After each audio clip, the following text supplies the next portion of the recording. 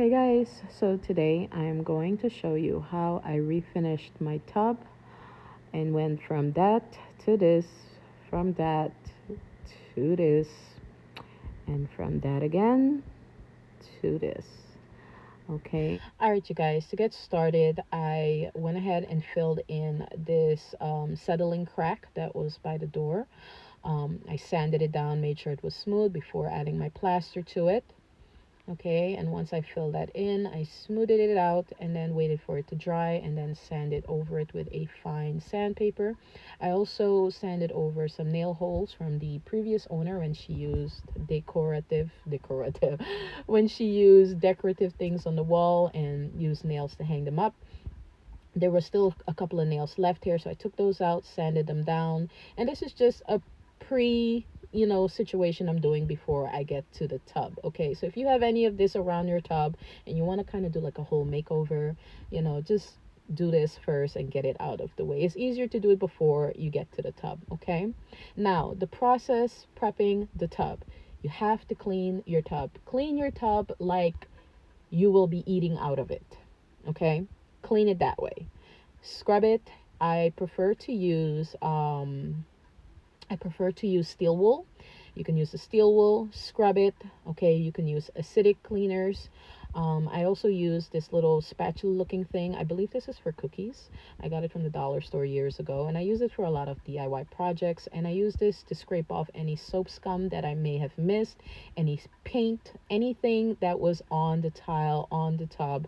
I scraped it all off. This is not a tub that we use for personal use. I use this tub to kind of clean off paint brushes, to rinse the mop off, because I just didn't feel comfortable using it. Okay, so once you're done cleaning it the 2 to 3 times, let it dry out completely. Okay, but you probably don't have a wall that you want to paint. You probably like your wall. I don't like mine, so I just put a light coat of paint on there. It wasn't meant to be perfect. So the first product I'm using is called Homax. It's a 2 can spray, a 2 can. So you get 2 cans of the spray paint product in the kit, which is nice. I mean, it feels pretty heavy. It feels like it would give you coverage. And also make sure you have all the vents on in the bathroom, have the windows open, and have have a fan facing outward, venting everything out, just to help with the smell, because it's really strong.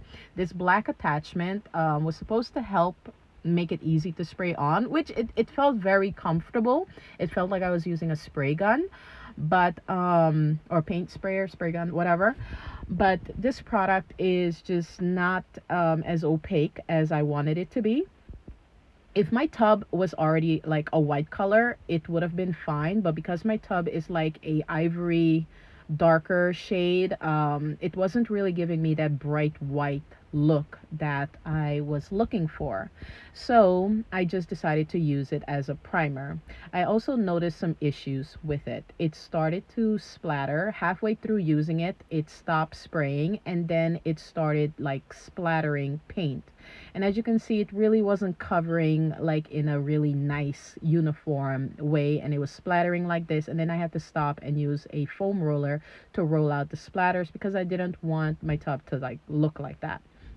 So I went in with the kit that I used on my kids' bathroom. I'll link the video in the description and in the comments, so you guys could check out that video while I was pregnant. That's when I did my kids' bathroom. That was about 2.5 years ago. Still holding on, no chips, no nothing. It's a really great product. And as you guys could see, it's super opaque. The only good thing I guess about the Homex paint was it worked as a primer, I guess. Like, it just really didn't do what I thought it was going to do. I would have just been better off just using this product by itself. This is the Tub and Tile Refinishing Kit by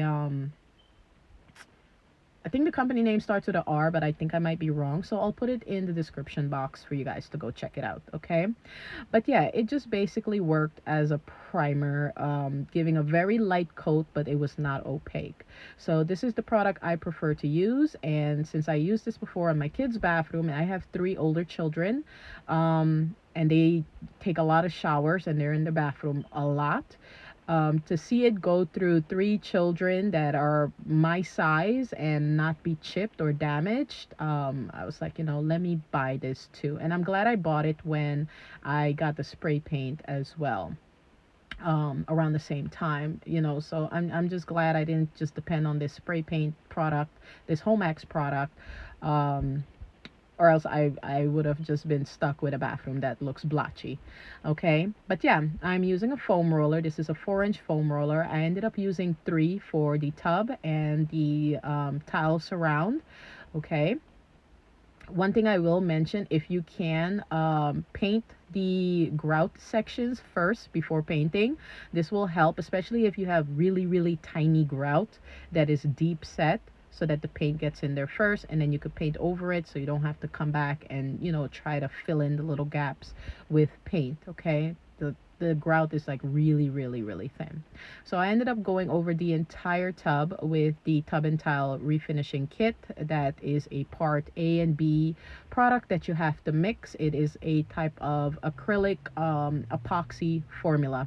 It also has a very strong smell, and I'm going to let you know it takes about a whole week for this smell to go away. I left the vents on in the bathroom, and I also left the fan on in the bathroom, facing out, windows open, to get this smell out of my bathroom. Okay, very, very strong. Also, one more thing about the Homax product, the spray paint, it gets everywhere.